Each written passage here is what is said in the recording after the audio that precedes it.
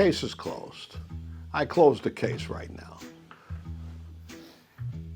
No man wants a fat broad.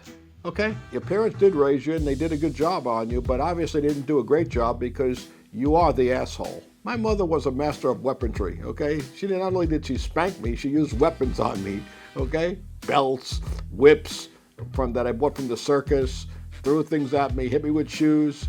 Did it affect me? Usually that's called the honeymoon phase, where you're sleeping together 3 to 4 times a day. Every time you get together, you're ripping each other's clothes off. After 4 months, he's not sleeping with you.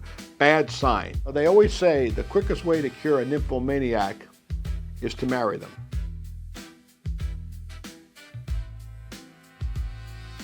Am I the asshole for not letting my parents see my daughter after they spanked her? My wife and I live abroad, and this was only the second time my parents had met our 3-year-old daughter. We traveled to Brazil for the holidays so she could spend time with family and experience my home country. Everything was fine until one day my wife and I left to run errands and left our daughter alone with my parents. While we were out, my mom called saying my daughter was being disrespectful because she wanted to watch a different cartoon than the one they picked. I told her to put on a show my daughter likes and said we'd talk to her when we went back. Then my mom said she had already taken care of it. She had spanked my daughter. I was furious. We rushed back immediately. My wife and I do not believe in spanking. I was spanked as a kid, and I know it doesn't work and only hurts children. I had already told my parents this before. When we confronted them, they refused to apologize or admit they were wrong. They said they knew what they were doing because they raised me that way, and I turned out fine. So we packed our things that same day and left early. I told them I would not let them see or speak to my daughter again until they read parenting articles I sent, apologized, and admitted what they did was wrong. It's been 2 weeks. Instead of apologizing, they've been angry and defensive. My sister, her husband, my uncles, and even cousins are calling me, saying I'm unfair, that my parents meant well, and that they rarely get to see their granddaughter. We were supposed to visit them again before flying home, but I canceled. Part of me understands that they don't get to see her often, but I still don't think I'm wrong for protecting my child. Spanking is abuse. If a child is too young to reason with, they won't understand being hit. If they're old enough to reason with, then reason with them. So, am I the asshole? Parents who are older than you, for instance, in their 50s, 60s, 70s, or grandparents, that's the part of their culture. They spank people. They hit you. Okay, did they hurt you? Not really. Did they teach you a lesson? Sometimes. Did it work? I think it worked a little bit. So I don't think spanking is necessarily a terrible thing. But nowadays, God forbid you should touch your little angel that shouldn't be ever be hit. And I don't really like that idea. I think if your parents spank your child because your child was being disrespectful, she must have been pretty disrespectful. And your parents did raise you and they did a good job on you, but obviously they didn't do a great job because you are the asshole. My mother was a master of weaponry, okay? Not only did she spank me, she used weapons on me, okay? Belts, whips that I bought from the circus, threw things at me, hit me with shoes. Did it affect me? I don't know. I mean, I was a big, tough kid, so did it work? Did I change my behavior? I don't know. I didn't like it, but didn't hurt. It didn't change my behavior dramatically. But just saying don't do it, I don't know if that's effective either. Don't do it. Does that work? You're bad. Go in your room. I mean, my mother couldn't lock me in my room, so I don't know. I don't think there's anything wrong with it. I think this is the modern way things are done. Don't spank. Now, I have a hard time. Look, I don't have any evidence that this kid was abused. Maybe she got a couple belts in the butt. I don't know. These are old school ways. Now, do I think there's justification for it? I don't know what this little girl did either. So I'm not going to take his side because this is his parents.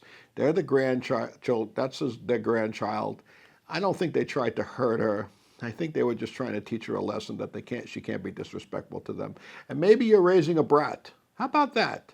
Maybe you're raising a brat. Maybe your little kid who's 3 years old mouthed off to them or did something really bad to them or really made them feel terrible, calling them, get away from me, or used a curse word or broke something or did something intentional. Do we know the facts of this case? You shouldn't isolate your parents.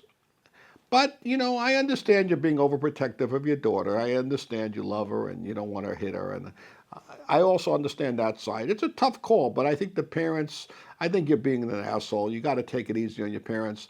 You could just tell them don't do it again and don't leave her alone with them again. It's a tough call.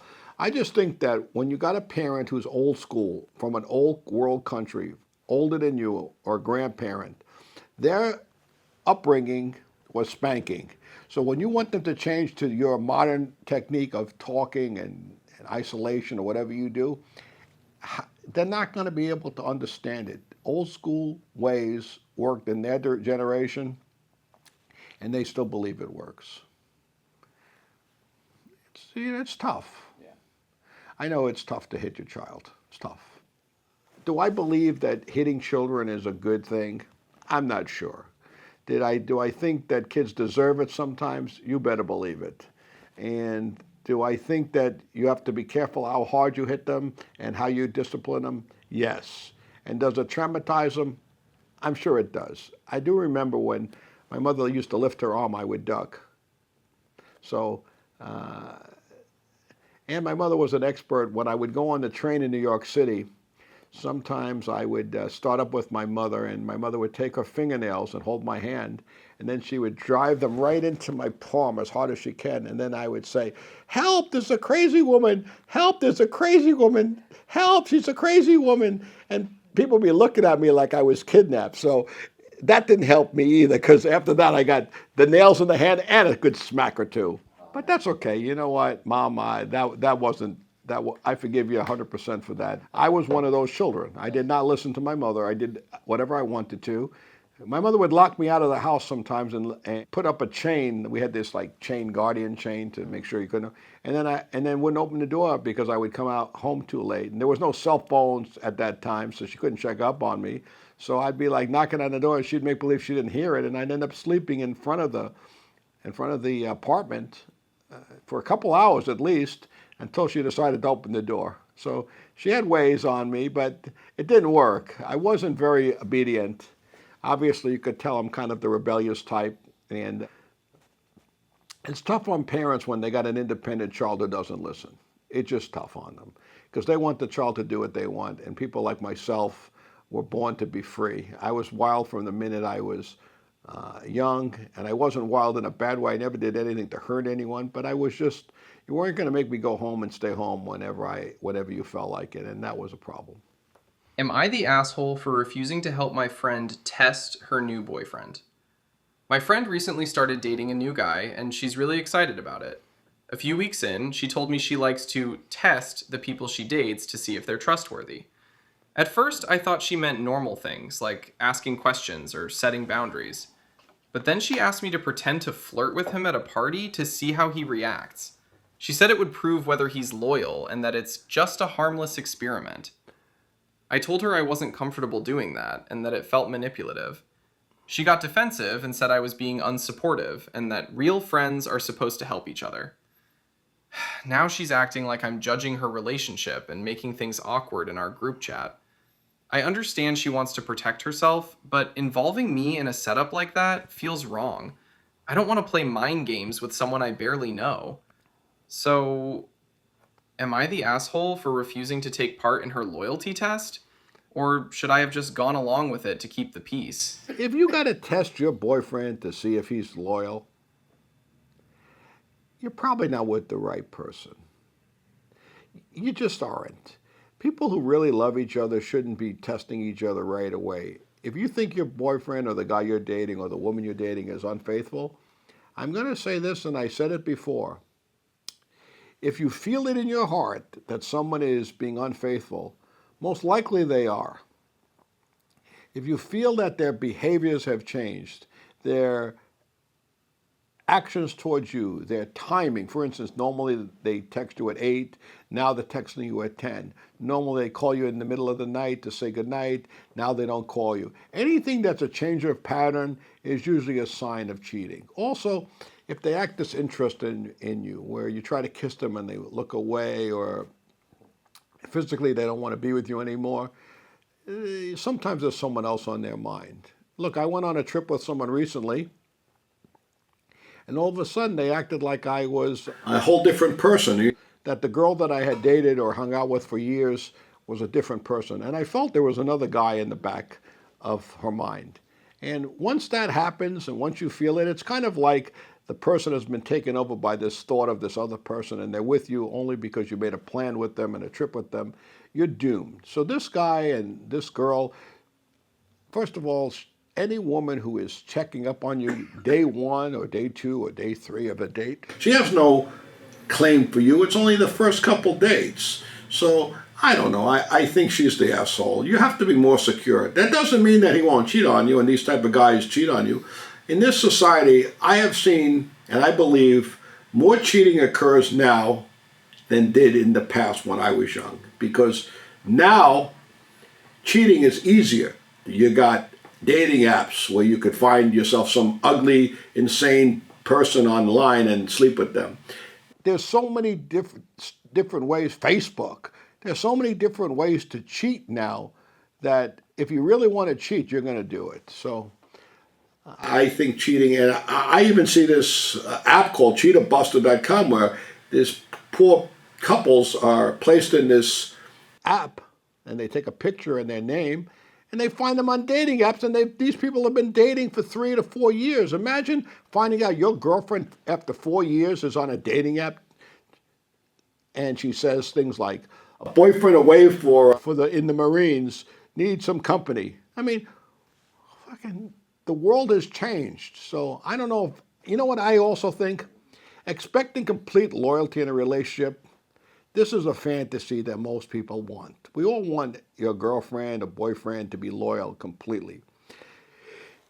And it hurts when you know that they've slept with someone else. It hurts. But you know what? If you just learn to temper your jealousy, temper your insecurity, and let them do what they want, they'll eventually hang themselves with their actions. And you'll find out. Don't go crazy right away. Just let them do it. It hurts. I know it's painful. I know you feel stupid when you find out that they've cheated on you. But there's a song that says, "Everybody plays the fool, no exception to the rules." And that song is an old song, but it's true. Everybody, once in a while, someone is smarter than you. And I'm not saying smarter, but tricky. And they will do something really bad to you. And, you'll find out eventually. You can check up on them too, There's nothing wrong with checking up on them. Make a phone call late at night and see if they answer. If they don't answer, obviously, they're doing something. Or go to their apartment, knock on their door. I mean, I'm not saying stalking them and with the intent to hurt them, but you might as well find out if they're home, if they don't answer. And nowadays with cell phones and emails and it's so easy to get caught. You know what you can do anytime you want to catch someone? Just in the middle of the night, ask them to FaceTime you. Believe me, they're not going to do it. Most people, I don't want to sound cynical because everybody thinks that I'm cynical and I'm bitter or whatever, but this is not really bitter. This is from years of experience. I've learned that if somebody says something to you and it doesn't make sense, call them on it later on in the middle of the night, give them a phone call and see if they respond. Most of the time they won't. And you'll find out that they're cheating on you. If your girlfriend is better looking than you, he's going to fail the test. Yeah, that's just the way it's going to go. I'm telling you, if she's really good looking and you're okay looking, sorry, ladies, he's going to cheat on you. When you have nothing to hide, I'll give you an example. When somebody has nothing to hide and somebody says, "Brooklyn Jeff," or let's say we'll call me Jeff. "Jeff, can you tell me something about this and this?" If I have nothing to hide, I'm okay with it. So what would be the problem if you're not cheating on your girlfriend or she's not cheating on you, whether you check each other's phones? Plus, I know that these people nowadays, these young girls nowadays, are so sophisticated with their phones. They got 1,000 ways to hide their apps, to hide what they're doing. They could, even if people check your phones, they could do it through a fake email address. They could have a fake phone number. Believe me, people are conniving. And conniving means they're going to figure out a way to do it behind your back. Look, if people in prison can smuggle in drugs, can make knives, can do all kinds of crazy shit, and they're in jail, just think about what people can do when they're free. Am I the asshole for being upset that my husband won't sleep with me but spends money on OnlyFans? I'm 28, my husband is 28, and we've only been married for 4 months. By accident, I logged into his Gmail on my laptop By and saw accident. tons of emails from OnlyFans. Purchases, subscriptions, and charges everywhere. I don't care if he watches porn. That's not the issue. The issue is we're saving for a house, and he's sending these girls hundreds of dollars. 200 here, 170 there, 50 a month, 15, Okay, let's stop this 75. right now. Issue number one, you've been married for 4 months and he's not sleeping with you. Can't you see the handwriting on the wall? Usually that's called the honeymoon phase, where you're sleeping together 3 to 4 times a day. Every time you get together, you're ripping each other's clothes off. So therefore, the honeymoon phase for you doesn't even exist. He doesn't want to sleep with you anymore. After 4 months, he's not sleeping with you. Bad sign. Then he's watching OnlyFans or porno or whatever. OnlyFans is paid subscriptions. I don't know much about it, but I've seen it online. I've seen girls online claiming they become rich from it. So I suggest, and my thinking is, he's obviously got an obsession with other women and not you. So this whole thing is starting out really bad. It's just bad right now. So you're not an asshole right now, but you should look at the handwriting on the wall. It's there. Every single piece of evidence that you need to put together a picture is right in front of you. He's not sleeping with you, and he's spending money on porn. Doesn't that give you an idea that he's not interested sexually in you? And if he's not interested in you sexually, and he's interested in someone else, he's going to cheat on you.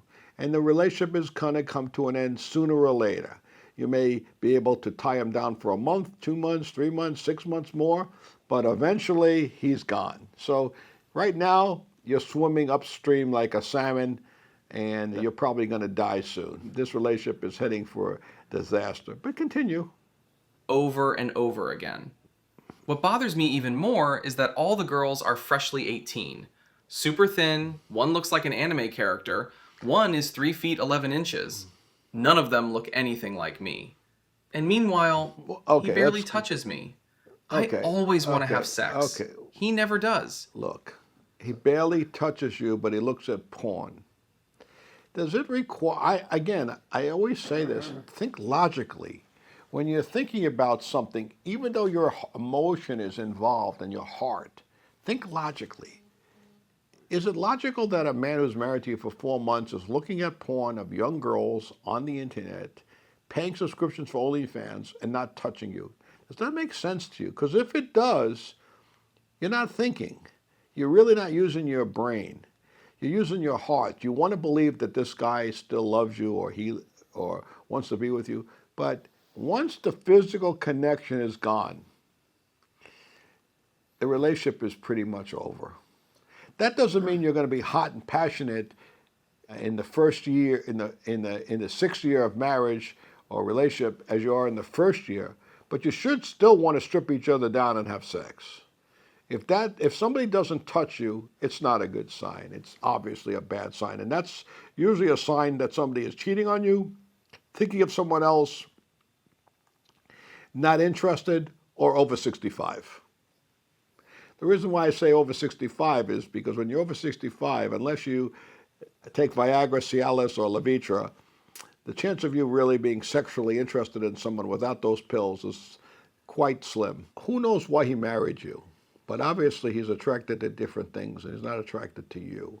And for porn's sake and for OnlyFans' sake, I'll give him the benefit of the doubt that he likes some crazy stuff. But that doesn't mean that he wasn't at one time attracted to you. He wouldn't have married you. But he's not attracted to you right now. And maybe that's because of your attitude, your big mouth. Maybe you gained some weight, or maybe you became boring in bed. You know, they always say the quickest way to cure a nymphomaniac is to marry them.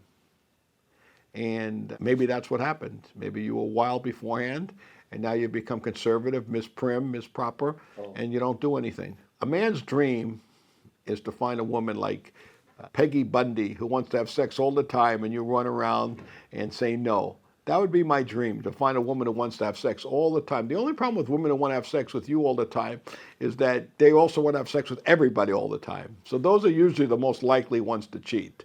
The ones who are like nymphomaniacs, it's hard for them to keep their pants on with you in a one-on-one relationship. But that doesn't mean that you can't have fun with that type of woman. I like those type of women. I mean, you got to always be worried about them. You really do. It's actually, sometimes you meet girls that are wild, that are like nymphomaniacs, and that are bisexual. Now you've got to those are tough too, because now you got to worry about women, you got to worry about men, and they're nymphomaniacs, they're very sexual. Those are the ones that are most likely. But that doesn't mean that they're bad girls. You just have to learn to, if men weren't so jealous and women weren't so jealous, it would be a lot easier to keep a relationship. Jealousy hurts a relationship because if people do anything, and I think that, look, I have a philosophy.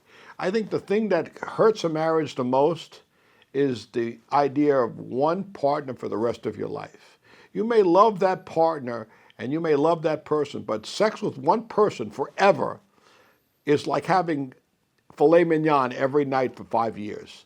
I might like filet mignon, and I do. And I like pizza also. And I like baked ziti, and I like all of that. And lasagna. I like it all. And I like bagels in the morning. But do I want that every day? Every day. The same thing. It's hard to put spice into a sexual relationship when the relationship has been going on for weeks and weeks and months and years. There's not that much you can do. There aren't that many. There's only maybe there's 20 positions. Maybe. You have to understand that there's always a possibility that someone is going to be thinking of someone else. But in this situation, I'm going to say your relationship is doomed. He's the asshole because he shouldn't have married her knowing he's that type of guy and he's looking around for other women. You don't do that. I said that in a prior video. Don't take people's hearts and destroy them.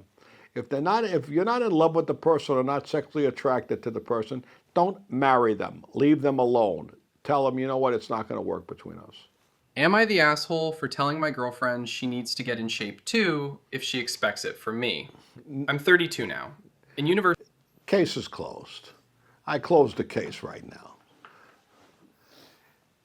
No man wants a fat broad, okay? Nobody. Fat, out of shape women, I'm sorry. I know I sound like I'm the president of the men's liberation movement, but realistically, men want you to be in shape. Women, if you spend more time focusing on your appearance and looking great for your husband and your sexuality with them, cooking and cleaning will be secondary. Okay? Men, if you ask a man, what would you rather have? A home-cooked dinner or your wife in lingerie waiting for you looking sexy? I think the lingerie looking sexy would win. Now, next question. Would you rather have your wife or girlfriend in lingerie waiting by the door looking sexy or the house cleaned? Again, I'm not saying that men want that more than their house cleaned, but obviously they do. So the best way for you to keep a man happy is really feed him and fuck him. That's usually the best way, the two Fs. Cleaning, you could always pay a cleaning person to clean, so I'm not even really interested in cleaning, and that's old school stuff, and it's, nowadays women don't clean, they don't cook, and I don't even know if they fuck. Well, I look at it this way. If you want your husband to look at other women, get out of shape. You want your husband to look at other women. See, men are not as emotional as you think. Men are physical. When a woman is better looking than you, they're going to look at them. That doesn't mean they want to trade you in for her, but they're going to look at them. So if you start getting yourself out of shape, fat, your body doesn't look good, your hair color is off, you don't do your nails, you don't wear decent clothes and look nice, unfortunately, you're going to lose out on this situation and men are going to leave you. I don't want to be rude to women because obviously I understand it's tough to keep up these appearances and look this good and stay skinny and have your hair done and put makeup on, lipstick. But unfortunately, that's the way society is. And men are dogs. Being a man makes you a little bit more open or easy to, makes it a little bit more easy to cheat on women. It's just easier for you because we don't really care. If we have sex with someone else and it's not our girlfriend, we're not going to really have any emotion to it. It's going to be just sex. Women, on the other hand, we think that if they have sex with someone else, there's more emotion tied to it. So we really are more just stick it in, have sex, goodbye. The asshole is the woman. Sorry, fatso, but nobody wants an out of shape woman who's not in shape. If a man is working out hard and keeping his body in shape, why don't you do that also? It's nice if both parties try to look good. Women are not attracted to fat men, and attractive bodybuilding type of men are not attractive to fat women. Isn't that obvious to everybody? Do you think that really love is blind? Like you could be fat and ugly and the guy could be completely handsome, and you really believe that he's in love with you? Unless you got a pile of cash, the answer is no.